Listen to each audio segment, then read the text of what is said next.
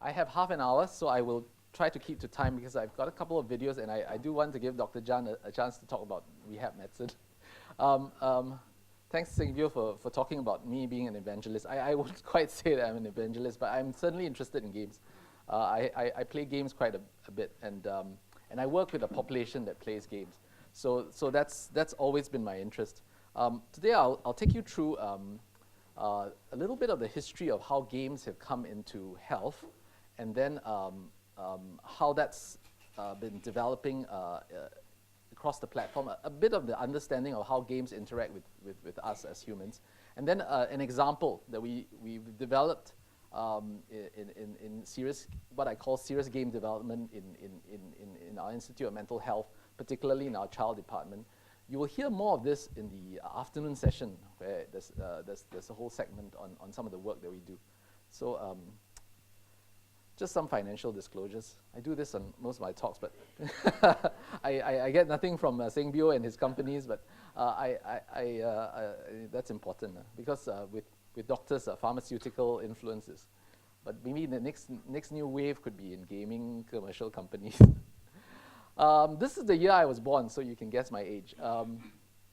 ELIZA is a program. I don't know, how many of you heard of ELIZA? I used to play that on my Apple computer, only liners. It was like a computer therapist, a psychiatrist talking to you. Because when you say something, it says something back to you. And it was an interesting program. To me, that's the first step on. It's not a game, but it's a interactional program. And then in the 90s, there's a lot of interest in trying to convert existing therapies. Cognitive behavior therapy is a therapy for helping people with emotional problems, and translate it onto an electronic platform. Because therapy is expensive. If you have e-therapy, it's cheaper. Now that really didn't take on very much until more recently. Today, the textbooks, these are textbooks on psychiatry, actually including e-therapy within these textbooks. So you can see that there's interest in this area.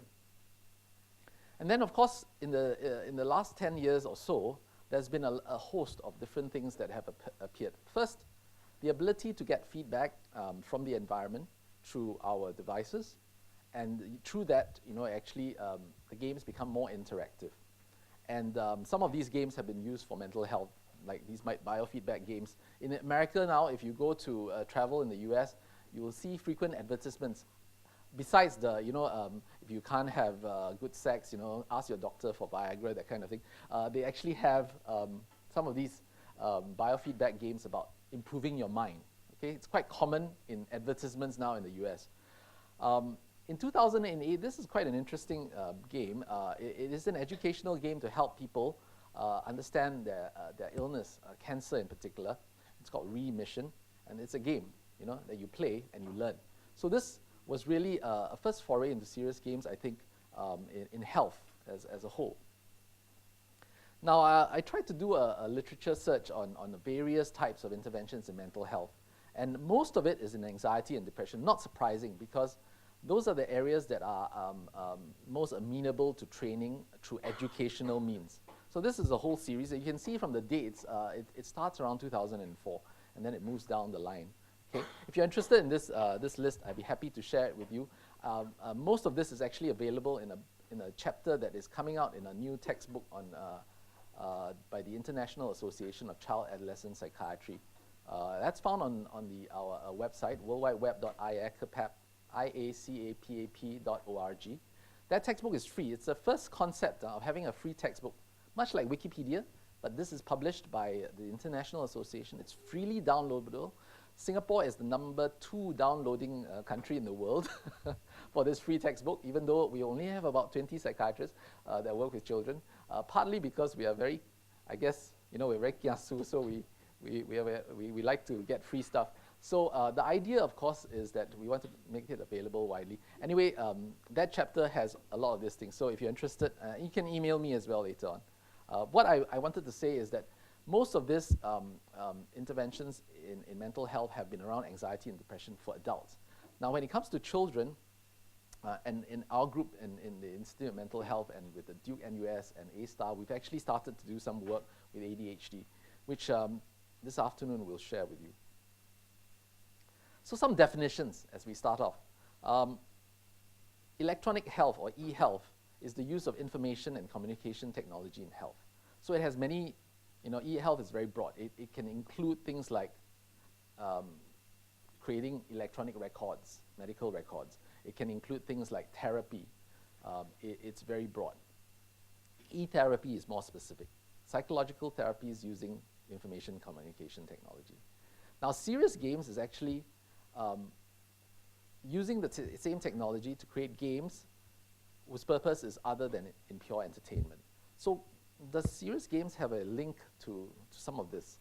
I put it down here in a simple chart, which is easy to understand. When we have e-therapies, a lot of the times it's adjuncts to face-to-face therapy. So it's like an add-on.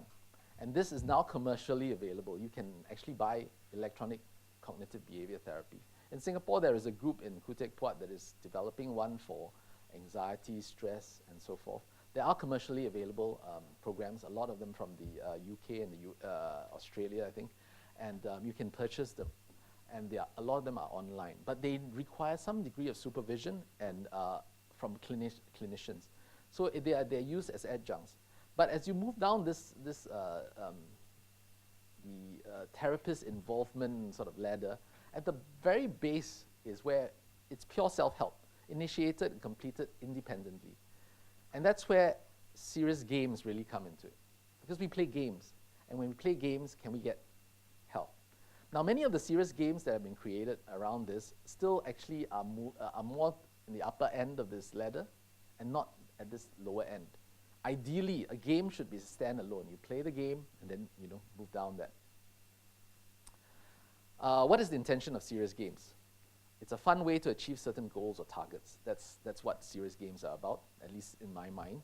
It is a movement. Yesterday I was doing a conference call with a bunch of researchers from all over the world. We were trying to develop a series of guidelines and scales for internet addiction. And this, and then when I raised this issue, maybe we should study internet addiction with serious games, because at least they have some positive effect. And one of the psychologists said that it's a movement. So it means that this is really new stuff that people have not really embraced totally, and so you guys are in the forefront of this. This is very interesting stuff. Now, what are the specific aims in serious games? I think a lot of people talk about education as a first start, and that's the easiest to do, because serious games have been used in education anyway. But I think you move down. My interest, of course, is to create treatment interactions in psychological or mental illnesses that can fulfill many of the functions that we currently use with human beings, and yet, help people. So this is the real test of serious games in being really serious. Now, the functionalities in healthcare and in mental health care, I think, is through feedback and sensors. Today, technology has a lot of this. We have an opportunity to interact with our machines and devices more than we ever had before. And I must say that I've gone through this entire phase of development over the last 30, 40 years because I was right there. I'm of the generation a little younger than Bill Gates and Steve Jobs, but interested in this. If I had a chance, and when I was in university, there was no course on computers that my parents would encourage me and say, you better be a doctor. That's probably the mistake, right? Okay, so how do games work? This is my simple understanding. Okay, you need three things. You need a human subject. You need interface devices, whether it's a computer or a TV or a monitor, a tablet. And then you have to have a good game. All three are important if you want the game to be successful or commercially viable anyway. So the human subject. This is a famous human. I don't know, it's a cartoon or human. He's Homer Simpson, right? You all know. He's got a very big head. Not sure about his brain. How does he function? Okay, let's think. There are three things that make us who we are. Our genes, okay, that's Homer Simpson's father. The environment that you live in, and Homer Simpson's favorite food is donut. and the brain itself, okay? Particularly for psychiatrists, we're interested in how the brain works, but also in the interaction of the environment and genes, of course. Then you need input. How does the brain work in the human subject when he interacts with games and so forth? You need input. Most of the time, the input is visual. It can also be auditory. These are the two main senses. But today, you utilize more and more in immersive play, even the sense of touch. Well, we haven't had games that do smells yet. There has been research, but smells are hard, or taste. It'd be lovely to have a game that you can actually taste. But input must come. There must be sensation from the environment. Then it works in the brain. Okay, the brain is a complex organ. So I'll just make it very simple. At first, you need to have attention to focus on the game. You need to have some sense of your feelings and the way you interact, the social elements. The ones in brackets are the parts of the brain, so you don't need to know that unless you are interested. And then it has to go into the brain for full processing, where the executive functions come in: planning, organizing, monitoring, evaluating. And this is the CEO of the brain, if you want to think about it. And then, of course, memory. All right? These are the elements that go into play as the human plays a game. And then there's output. From that processing, so it's a complex process. Now, I think this is very fascinating. We have not studied how people engage in games very much. There is some research coming out in terms of functional imaging, trying to see which parts of the brains light up and all that. But the games have to be able to, be put into that machine, in the MRI machine, in order for you to really test out. What we need, of course, is engineers that can create an MRI machine that can be done in you can actually move and everything. It's not quite there yet, but anyway, that results in behavior. So all of these are important, and what's important is that in illness and in mental illness as a whole, many parts of this whole cycle is affected. Okay, whether it's attention, whether it's emotional management or regulation, whether it's in executive functions, and whether it's in memory. And we have to bear that in mind as we create serious games that would address those issues. So if you have an ADHD kid, and we'll talk about that in a while, there might be certain elements that you have to pay attention to. Then interface devices. Okay, I think the game console is the most obvious interface device. It's not the first, obviously, but it has developed in the last 10 years. Game consoles are, from the Game Boy to the Wii to the Kinect, and I'll show you this. I like this particular video of Kinect.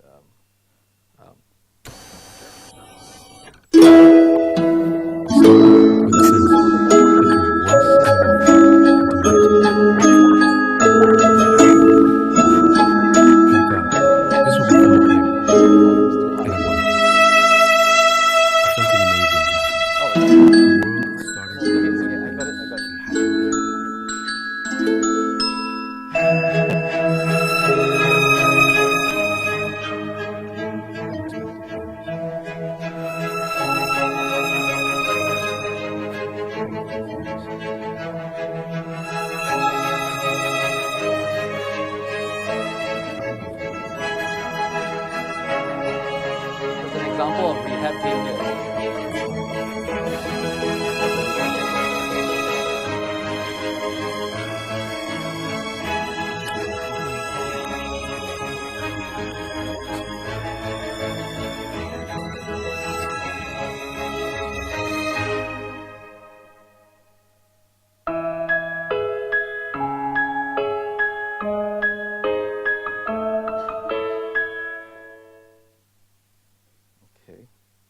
Of course, these guys are going to be launched end of this year. Are they going to be better, or are they going to?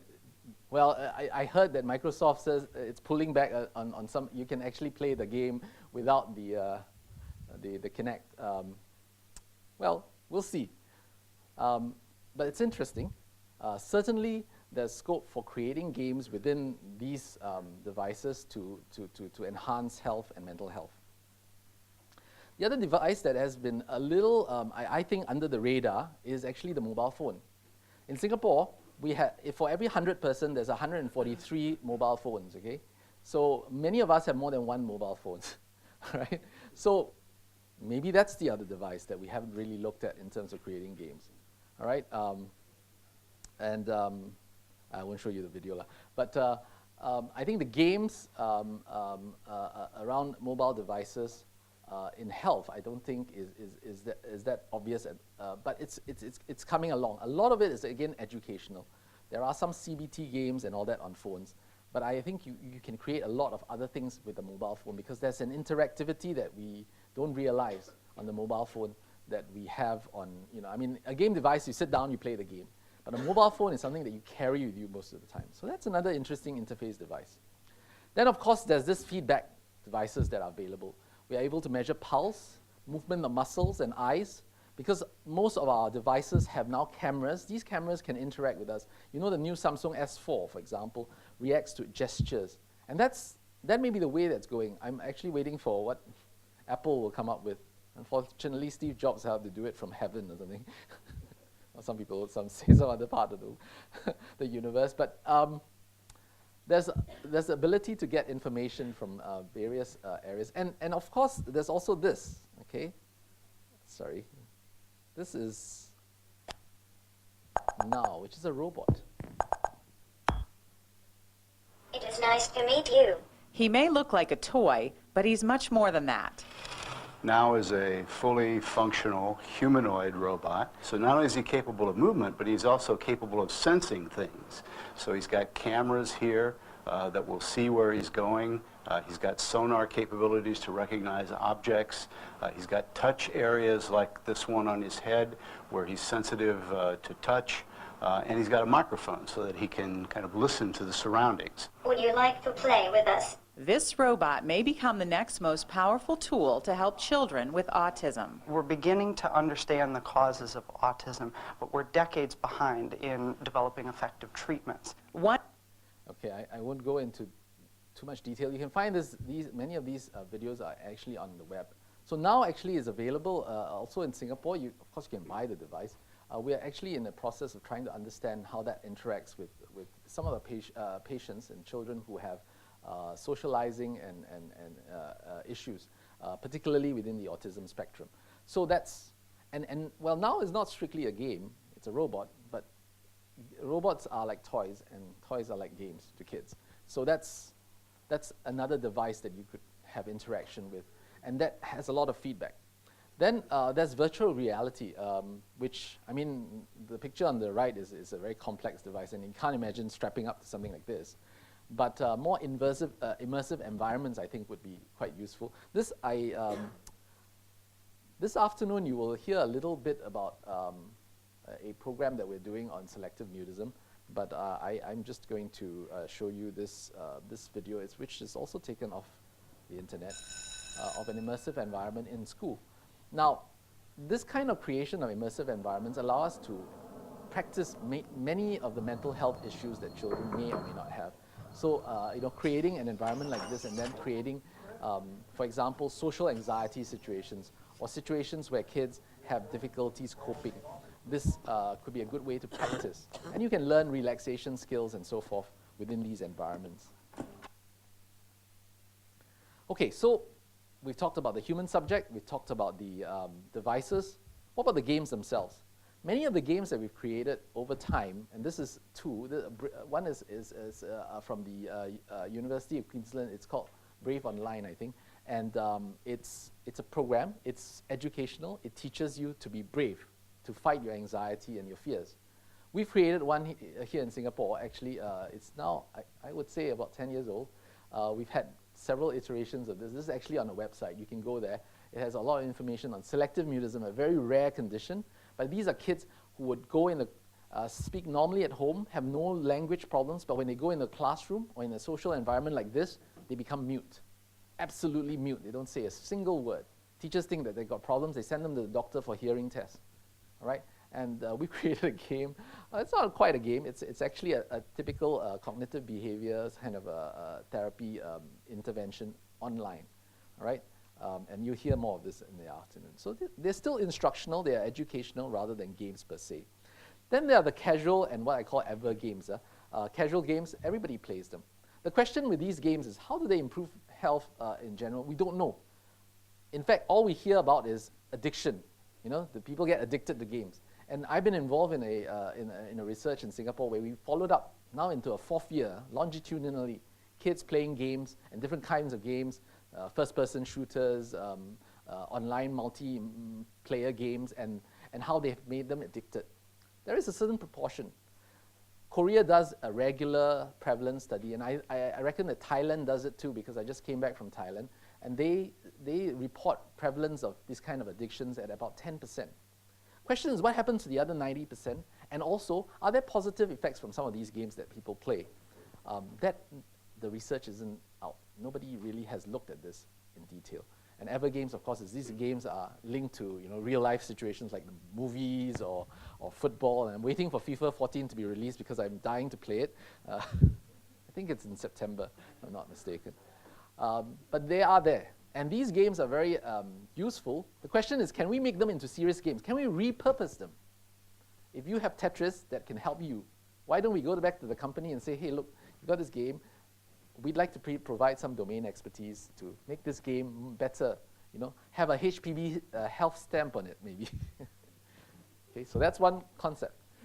Then there are the serious games that are designed for serious games. This is the first publication. It's done by, I think it's Susan Cato. She's been in Singapore a number of times. It's Sparks. It's a treatment for adolescent depression. And they have shown an RCT, a randomized controlled trial, that suggests that it works. I'm going to show you a quick clip on it. Denakwe, hi there, Mike. Welcome to Sparks.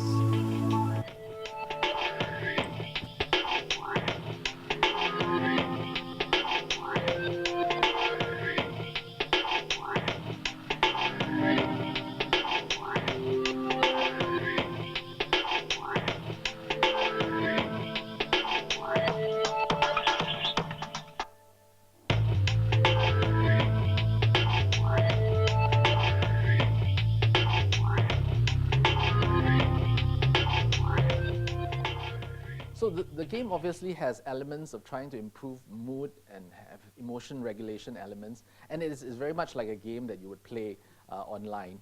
Only problem now is that this game is in research. I've gone to their website. You can see the promotional videos, but you can't really play it online. So it's there, and there are a number of such games that people have made available, but they are in a research setting. It's still not in the public's eye. Okay, I'm going to now talk a little bit about our experience in IMH and what we've been trying to do with games. ADHD is an area of interest of mine, and this is the common sort of criteria for making a diagnosis of attention deficit hyperactivity disorder. It's one of the most prevalent conditions in children and adolescents, and these are the criteria. Basically about hyperactivity, impulsivity, inattention. Okay, it should occur in all situations before the age of 7. The ones in brackets are for adult diagnosis. So if you're an adult and you're thinking, do I have ADHD? These are less criteria actually, because adults, they cannot remember when they're 7. So they as long as it's before the age of 12, and not too old, and not explained by some other disorder, like if I'm inattentive because I didn't sleep the whole of last night. That's not, and then it must impair functioning. So this is ADHD. Okay, this is a disorder. It's a known disorder. The brain of the ADHD child works in a certain way, all right? The electrical activity of the brain is shown to be, in terms of the theta and beta waves, they're supposed to have abnormalities. So this is one study that suggests that. So there's some abnormal electrical activity. There is, that study on the right, it actually suggests that ADHD brains, at least in adults, this is a PET scan, show a lower level of activity than a regular, typically developing person, all right, on the left. And so that's why stimulants work with ADHD. In fact, ADHD brains are supposed to be developing slower than regular brains, and they are behind, healthy controls in terms of its development. So it's delayed. It's a case of delayed development. So that's ADHD with its brain. Right, and if we translate that to what we talked about just now, attention is a major issue, executive function is the other major issue that is affected. Then, of course, ADHD also has problems with certain aspects of intelligence. Not so much the top half, which is experiential intelligence, what we call verbal comprehension in terms of language skills, and perceptual reasoning, which is problem-solving skills. ADHD kids can problem solve. They just have problems with these two things, okay? The ability to maintain things in working memory and coordinate and plan, and also in terms of its efficiency. They are a bit slower in doing, sort of mental type of processing. And ADHD kids also, at least 20 to 30%, have some degree of reading problems called dyslexia. There are two types of dyslexias, actually. Most of us are familiar with what we call phonological dyslexia. They decode poorly on the word sounds.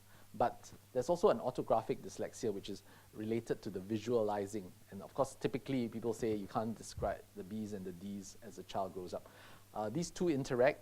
They cause problems in ADHD kids. So if you're going to create a game for ADHD kids, you need to understand they have poor attention, they don't organize very well, okay? They are very slow in processing, and they have short working memory, and they don't read very well. So if you have a lot of words in the thing, it's going to affect a child playing, with ADHD playing a game. So you have to bear that in mind if you're going to create a game. So how common? About 5% of the population, worldwide prevalence, all right?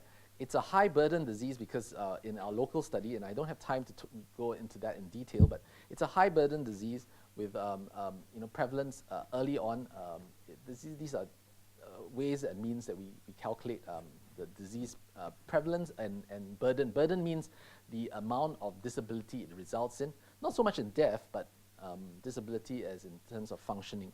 So ADHD is number 3, age 0 to 14. And this is a local study.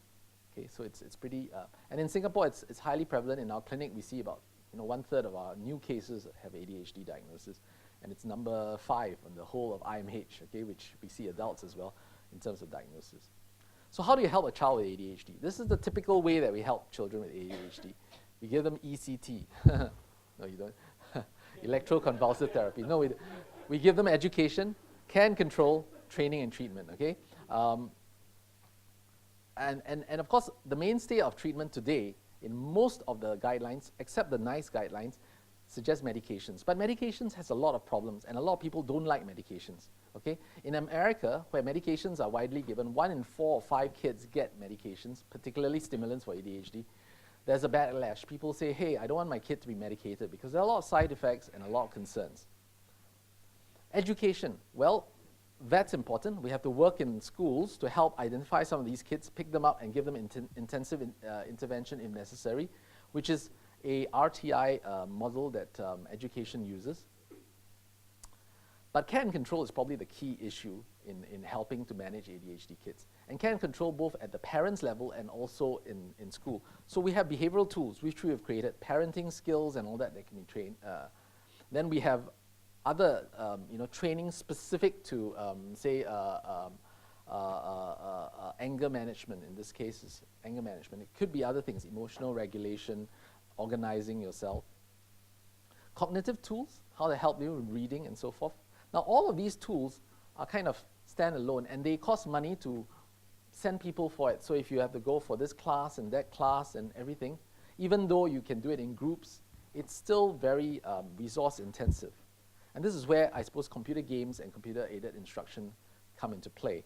We have, over the years, tried to develop certain things that we think are useful in this. We first started back in 2008 with Rock and Ash. Okay? The website's still live. The information is still there. The games have fallen behind in terms of its usefulness. And I'm going to show you a quick video of this, just a quick one. I know I'm running a little short on time. This is just to show you where we were at. So that in the afternoon when you see the new stuff... A long time ago, in a place hidden away, was a mythical paradise called Idaman. Unknown to many, the king was bestowed a heavenly snow orchid that could bring happiness, health, and every goodness to Idaman. However, the good magic did not last long, as the beauty and treasures of Idaman and the secret of the snow orchid were coveted by the evil twin brothers Draglord and Murlord. Here on Earth, in our present time and age, Rock and Ash have just discovered the fate of Idaman. They suddenly fell into a deep sleep, and were transported through a web portal into the foreboding land of doom. Says Rock and Ash venture into the realm of doom and fight bravely against the monster pirates. And so, with that as the background, we then create games within this web. So this is all available Will to you care to join us? except for the game modes. That one they have to register. So you can see it's a very educational. Welcome kind of aboard, game. kid. You're a brave one. First of all, tell us more about yourself. Upon accepting the mission, the child is given some gold coins and is invited to do a self-assessment of his anxiety level. The same assessment is also to be done at the end of the program as part of the game's service discharge form. A comparison is done to allow the therapist, counselor, or caregiver to gauge the child's improvement. Each level typically starts off with a revision of the skills learned in the previous level. That trembling, sweating, cold hands or feet, having a dry mouth, headache or nausea.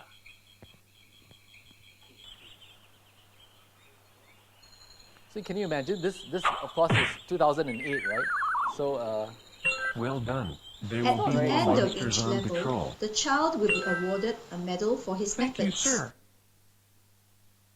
Hey there, young lad. Come on, have a look at He my can then wares. choose to buy a new set of armor with the gold coins earned and Equip continue to yourself play the with game. a set of armor before you leave. A victory parade awaits the child for the successful completion of the game. so this was an At anxiety. the end of game, each level, actually. the therapist, counselor, or caregiver can also generate a report on the scores of the child in each practice task.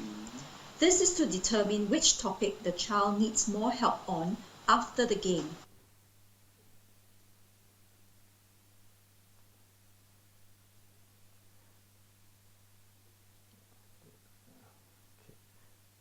Well, because we're short on time, I won't go in and show the second one. The second one is a similar type of game, but specifically for reading. So you can imagine that the game wasn't terribly exciting. We do have, it does show some positive effects though. Problem is, it was therapist assisted. It was exactly what I told you earlier. It required someone to work with the child throughout this whole game. We've recently created a new game, which you will get to see this afternoon, and I won't show you in detail. You can go to the website now and play it and maybe test it for yourself. It's in live beta version now, and we hope that this is a slightly different way. It's more self-directed, and there's learning through the game without directly having therapists. Although we are going to study this in relation to having a therapist on board, but this is an evolution to some of the things that we're trying to do. BrainPal, which again will be discussed this afternoon by Nikki, takes this to a whole new level in a sense, because it's a game that has this interactivity with feedback devices and so forth. This was when we first started back in, this is about 4 years ago, on our right. You can see that this particular is a racing car game with the EEG device.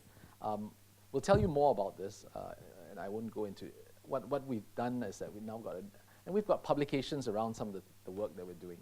So I think this is the way we've evolved. It's taken a long time. It's hard to get funding. We've got funding for this particular study. We've got funding for Ragnar Tales, but if we don't prove that it works, we may not get further funding. But this is the vision that I like to see. As a child enters school today, it would be lovely that they would have basic assessment. But hopefully the basic assessment is not just, the same whole series of tests that they have to go through. We could use games.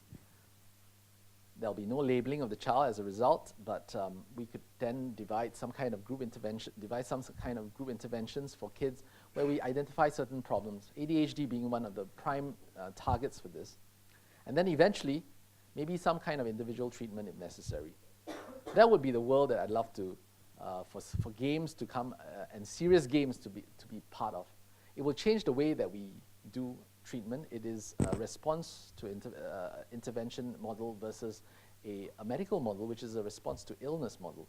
When you have problems, then you seek help.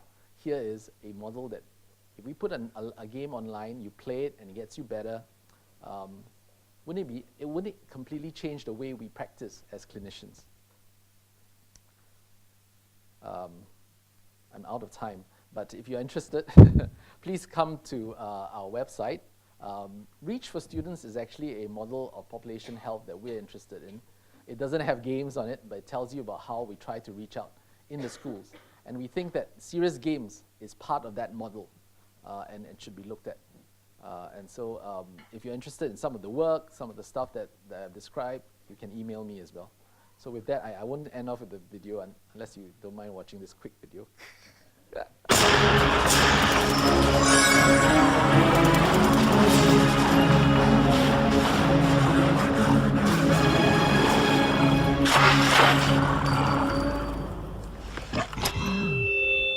Maya he, Maya who, Maya how, Maya Stuck in the wrong game? Okay. And thank you, Dr. Daniel Fang, please. Okay. We'll just make a bit of time to take maybe just a few questions for Dr. Fang, if there's any. Anyone? Yes, okay, gentlemen. Just introduce yourself. Hello, Doctor. My name is Eko from Indonesia. We also work on several projects for the serious game. What really interests me is like you have this several game for the few years, and I mean, from your last word, it's not giving any significant result yet. But where is the challenge? What happened with the game? I mean, we have this purpose for research and want to know something. Where is the, I don't know, I mean, the failure or the mistake? Where is it? I mean, from are you asking about Rock and Ash? Rock and Ash and I don't know, the other Ragnatales perhaps? Ragnatales is we just started. Oh, okay, So the Rock and Ash then. Yeah. And certainly BrainPal is in now a full randomized controlled trial. I think when we first started, the idea was to create educational games because that's the mindset. We didn't have the thinking that we could create a game that people would play because it's from the health sector. And you know, people think that, oh well, that's an educational game to help me.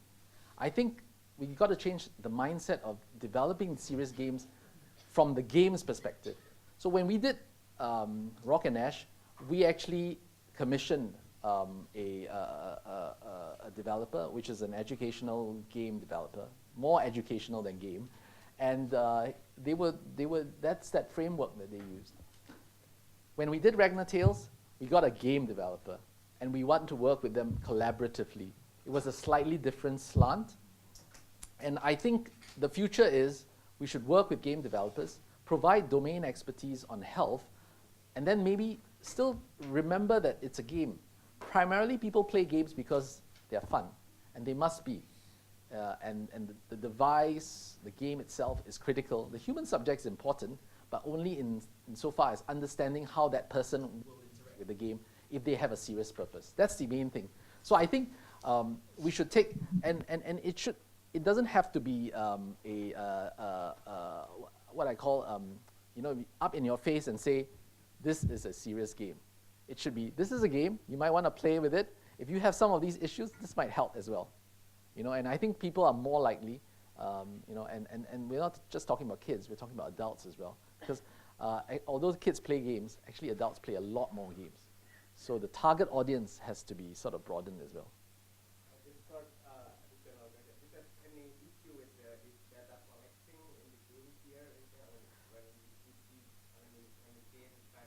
You're talking about data protection and so forth, personal infringement of privacy and confidentiality. I think it's important upfront that you do have the disclaimers and get people to, and we've done that in our games, and in Rock and Ash it's a long list, but unfortunately we have to do that, Hi, my name is Ravi. I'm from many people often associate ADHD with video games. And, They have said that ADHD might be the result of playing video games. Correct. Or that's not being able to encourage kids to go down that path of being addicted to video games. How do you convince parents that this is something that the kids should be doing? Well, parents would be convinced just firstly on the fact that, you mean you have a game to treat this? You know, because you know what? I can get my kids to go for classes, but sometimes they don't listen. But if you have a game and you're doing even if it's research, I think they're willing. Our participation rate for the Brain Pal has been actually quite good. But we might not want to package games directly with this clinical population in mind. My view is, look, all of us need attention, better attention. Our brains are constantly being changed. We only think that in health we have to be so ethical, and you know, whenever we do anything we must tell people. But you know what? When you go to school, your brain is changed. When you see something, your brain is changed. It's part of it. So what we could say is that, look, this is trying to help people improve their attention. Who wouldn't want that? So in that sense, you know, you take it away from the clinical setting, because I'm a bit concerned about we're just looking at clinical. Although most of our studies are anchored in that, I'm seeing it from a broader perspective. We could improve functioning in some way of the general population. And for commercial companies, for games, this makes a lot more sense than to say this is only for ADHD, even though it's a high prevalence disease. 5%. Whereas if you can say 100% of the population, commercial companies might take it and say, hey, you know, this is useful. I could. It's just like saying, if I create a food that is only for certain groups of people, that's a very niche market. But if you create a food that everybody can eat and it helps everybody, but those people in the niche market will also benefit, great. You know, that's the concept that I'm getting at. But it's still a hard journey. I'm not sure that, you know, but I suppose, you know, in trying innovation, you have to do that. I believe that 100 games, 99 of them will fail in that, and maybe only one. Yeah, sorry, Christy. Just wondering if much of the serious games that you talked about actually interface virtual games. Have there also been games where it's real, like experiential games, which are not virtual, and has that been compared with the traditional treatment? You're talking about like playing a board game or any game, actually. Yeah. Well, it depends on what you define as a game. You know, life is a game. Some people tell me. So that's hard. I'm sorry. I should have clarified that when I talk about games, I'm talking purely about the electronic environment. But yeah, you can use games in many. In regular therapy, there is a play therapy, there's drama therapy, where games are frequently used. And games are a good way to sort of have interactions as part of real life setting. But again, that's a resource-intensive way of doing it, unless you do it in group. And group games have positive effects as well. But a lot of planning goes into it, and the virtual the environment is to replace some of that. That's the main thing, yeah. This will have to be the last question. Yeah, we're running out of time. Sorry. Yes. My name is Waiman with the Institute for Adult Learning. I know there are a lot of games already in the market, right? And for us to create games is very costly, very time consuming. And by the time your game is all in the market, the technology has moved on to another level, right? So are you looking at using existing games for purpose of... Absolutely. So I was just discussing about this. You're talking about repurposing existing games. I'd like that idea a lot. In fact, I try to encourage, if I have opportunities for game companies to come forward and say, hey, look, I've got this game. I think can you do more, package it a little differently? Because once you create a game, you've got the engine. You know, it's easier to tweak it and make it health-friendly.